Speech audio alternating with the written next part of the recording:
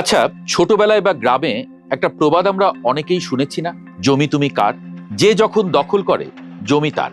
শুনতে একটু মজার বা অদ্ভুত লাগলেও আজ আমরা এমন একটা গল্প বলবো যেখানে দুই দেশের বর্ডার বা সীমান্ত নিয়ে ঠিক এই রকম একটা কাণ্ড ঘটছে।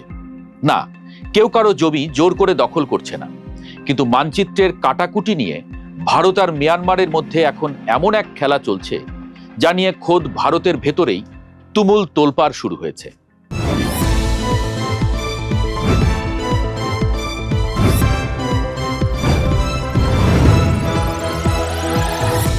বিষয়টা একটু সহজ করে বোঝাই। মনে করুন আপনার একটা ঘর আছে আর আপনার প্রতিবেশীর একটা ঘর আছে।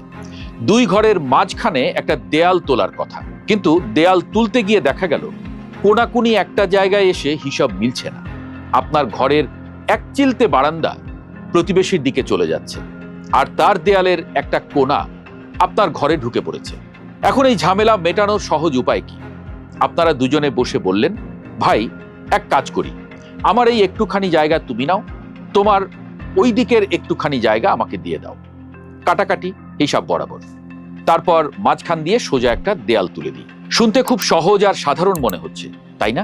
কিন্তু এই একই কাজ যখন দুটি দেশ করতে যায় তখন আর বিষয়টি ঘরের গল্প থাকে না, সেটা হয়ে যায় আন্তর্জাতিক রাজনীতি, দেশের মানচিত্র আর সার্বভৌমত্বের লড়াই। হ্যাঁ, ঠিক এই রকম একটা আলোচনা এখন চলছে আমাদের প্রতিবেশী দেশ ভারত মিয়ানমারের মধ্যে। ভারতের পররাষ্ট্র মন্ত্রণালয়ের মুখপাত্র রণধীর জয়সওয়াল নিজেই প্রেস কনফারেন্সে স্বীকার করেছেন, সীমান্তের কিছু এলাকার সমাধান এখনো বাকি, আর তা নিয়ে দুই দেশের মধ্যে কথাবার্তা চলছে। সহজ করে বলি, ভারত আর মিয়ানমারের মধ্যে বিশাল বড় বর্ডার বা সীমান্ত আছে। কতটা বড় জানেন? প্রায় 1643 কিলোমিটার। আমাদের ঢাকা থেকে কক্সবাজার 4 বার যাতায়াত করলেও এই সীমান্ত শেষ হবে না। এই বিশাল সীমান্ত ভারতের 4টা রাজ্যের উপর দিয়ে গেছে: অরুণাচল, নাগাল্যান্ড, মিজোরাম আর মণিপুর। সমস্যাটা পেকেছে এই মণিপুরের চন্দেল জেলা নামের একটা জায়গায়। সেখানে বর্ডারের 65 নম্বর পিলার থেকে 68 নম্বর পিলারের মাঝখানে মাত্র 2.5 কিলোমিটারের মতো একটা জায়গা কয়েক দশক ধরে অমীমাংসিত।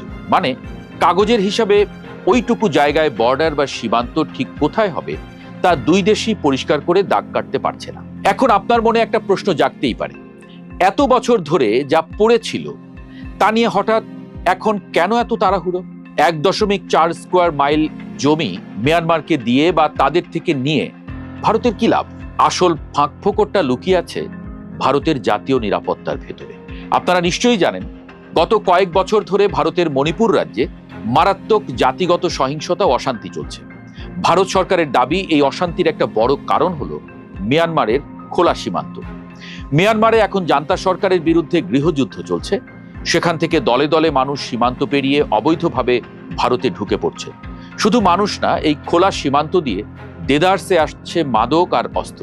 এই অনুপ্রবেশ ঠেকাতে ভারতের স্বরাষ্ট্রমন্ত্রী অমিত শাহ বড় ঘোষণা দিয়েছেন। তিনি বলেছেন, মিয়ানমারের পুরো সীমান্তে ভারতের নিজস্ব খরচে প্রায় 31,000 কোটি টাকা দিয়ে কাঁটাতারের শক্ত বেড়া দেওয়া হবে। কিন্তু মুশকিল হলো, আপনি বেড়া বা দেয়াল তখনই দিতে পারবেন যখন আপনার সীমানা একদম সুনির্দিষ্ট থাকবে। ওই যে মণিপুরের 2.5 কিলোমিটার জায়গায় বর্ডার পিলার পরিষ্কার না, সেখানে তো বেড়া দেয়া যাচ্ছে না। আর ওইটুকু খোলা জায়গা রাখা মানে চোরের জন্য ঘরের পেছনের দরজাটা খোলা রাখা। তাই ভারত চাইছে মিয়ানমারের কাবাও উপত্যকার কাছে এই ছোট্ট জমিটুকু অদল বদল করে সীমান্তটা সোজা সিল করে দিতে, যাতে দ্রুত কাঁটাতারের বেড়া বসানো যায়। কাগজে কলমে দিল্লির এসি রুমে বসে এই হিসাবটা যতটা সোজা মনে হচ্ছে, মাটিতে কিন্তু পরিস্থিতি ততটা গরম। এখানে তৈরি হয়েছে দ্বিতীয় ফাঁকফোকর। মণিপুরের সাধারণ মানুষ এবং সেখানকার বিভিন্ন নাগরিক সংগঠন এই ভূমি বিনিময় বা ল্যান্ড সোয়াপের কথা শুনেই ফুঁসে উঠেছে। তাদের বক্তব্য খুব পরিষ্কার, আমাদের রাজ্যের 1 ইঞ্চি জমিও আমরা মিয়ানমারকে দিতে দেব না। এখানেও একটা উদাহরণ দিই। ধরুন যে জমিটুকু মিয়ানমারকে দেওয়ার কথা ভাবা হচ্ছে, সেখানে হয়তো কোনো আদিবাসী পরিবারের পূর্বপুরুষের ভিটেমাটি আছে, কিংবা তাদের চাষের জমি আছে।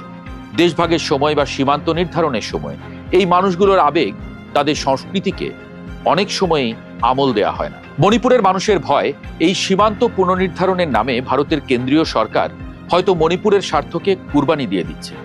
এমনিতেই মণিপুর জ্বলছে, আর তার উপরে এই তেলের আগুনে ঘি ঢালার মতো সিদ্ধান্ত পরিস্থিতিকে আরো জটিল করে তুলতে পারে। তাহলে এই জট খুলবে কিভাবে? আন্তর্জাতিক সম্পর্ক বিশেষজ্ঞ এবং প্রতিরক্ষা বিশ্লেষকরা এই বিষয়টিকে কিভাবে দেখছেন? বিশেষজ্ঞদের একটা বড় অংশ মনে করছেন একটি দেশের সার্বভৌমত্ব ও নিরাপত্তার জন্য নিখুঁত সীমান্ত রেখা থাকাটা অত্যন্ত জরুরি।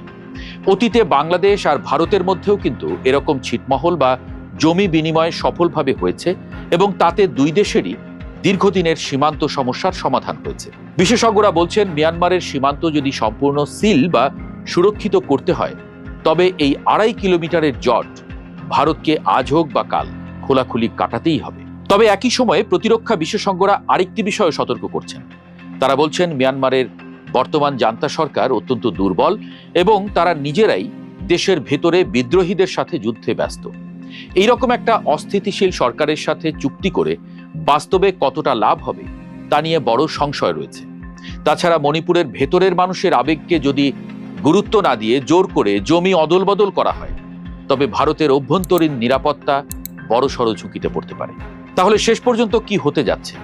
ভারতের পররাষ্ট্র মন্ত্রণালয় সাফ জানিয়েছে আলোচনা এখনো প্রাথমিক স্তরে আছে, চূড়ান্ত কোনো সিদ্ধান্ত বা চুক্তি এখনো সই হয়নি। তবে সরকারি নথিপত্র বলছে ভারত সরকার চাইছে খুব দ্রুত এই সীমান্ত নির্ধারণের কাজটা শেষ করতে। সমাধান কোন পথে?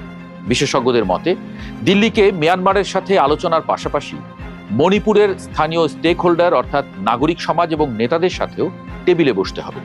তাদের আশ্বস্ত করতে হবে যে এই অদল বদলে ভারতের বা মণিপুরের কোনো ক্ষতি হচ্ছে না। মানচিত্রের এই কাটাকুটির খেলা কেবলই কিছু দাগ বা পিলার নয়, এর সাথে জড়িয়ে আছে হাজারো মানুষের জীবন, ভিটেমাটি আর একটা অশান্ত অঞ্চলের ভবিষ্যৎ।